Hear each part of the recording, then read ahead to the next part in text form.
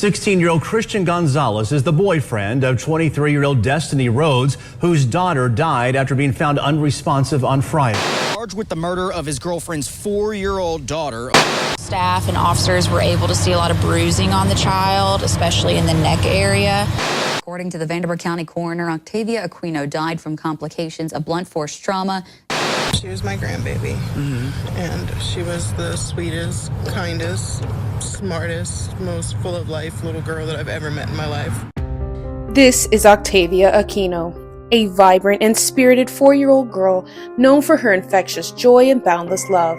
Adored by all who knew her, Octavia thrived in the loving care of her father and paternal grandmother, who cherished every moment with her.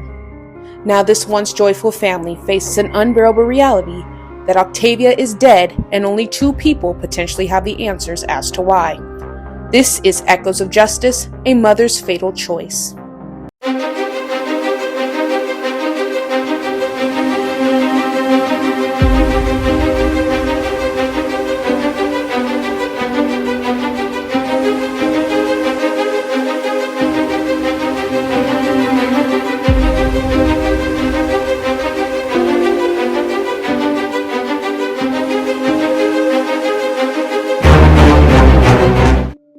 Octavia Aspen Aquino was born on May 10, 2020 to Destiny Rhodes and Brandon Aquino.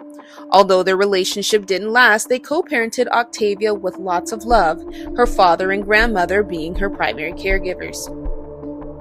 In early June, Brandon took Octavia to spend the night with her mother, Destiny Rhodes, to ensure she got the quality time that every child deserves. But on June 14, 2024, the family received a call that would shatter their world forever.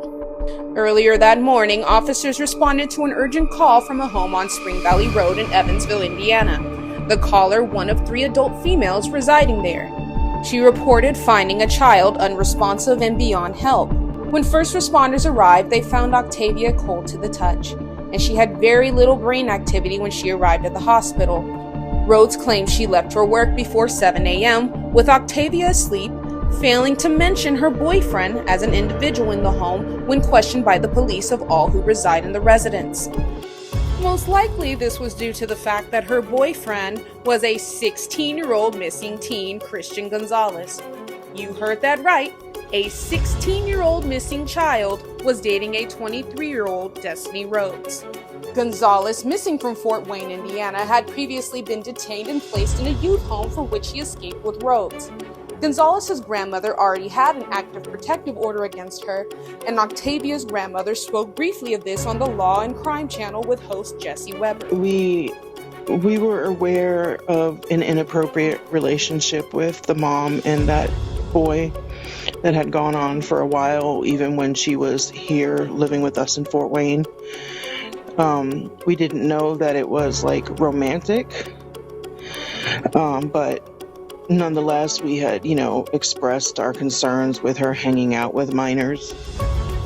Rhodes' roommate, also her best friend, stated that Rhodes brought Gonzalez to her home in Evansville, where he introduced himself as Alex.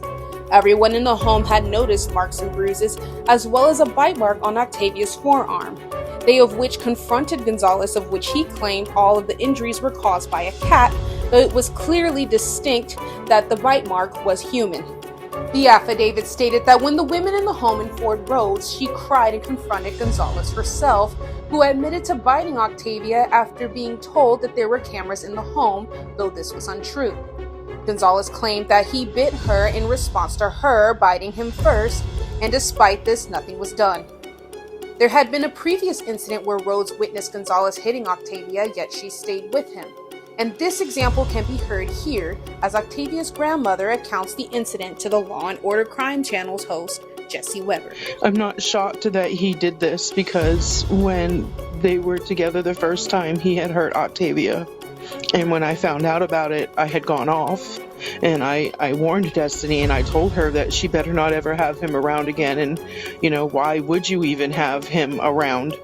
So I'm shocked that she chose to continue to be in an inappropriate relationship with him, knowing that he was violent and he had a lot of issues. Early Earlier in the day, one of the roommates tried taking Octavia to the park, but she would just stare off and said she didn't want to play. After displaying concerning behaviors like blinking out, a loss of appetite, and nausea, Octavia was found unresponsive the next day. The affidavit revealed disturbing details: bruising around Octavia's neck, a human bite mark on her forearm, and other signs of severe trauma. None of these incidents were reported. Officer Taylor Maris of the Evansville Police Department stated this of Rhodes. He said, and quote, "There were times when she could have taken the child to the hospital and she didn't. And a lot of that had to do with the fact that she had a 16-year-old boyfriend in her home who was missing out of Fort Wayne for the second time."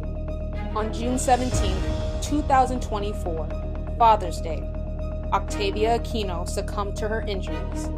The coroners have reported Octavia died from blunt force trauma to the head and neck region. Toxicology reports and further analysis are still pending.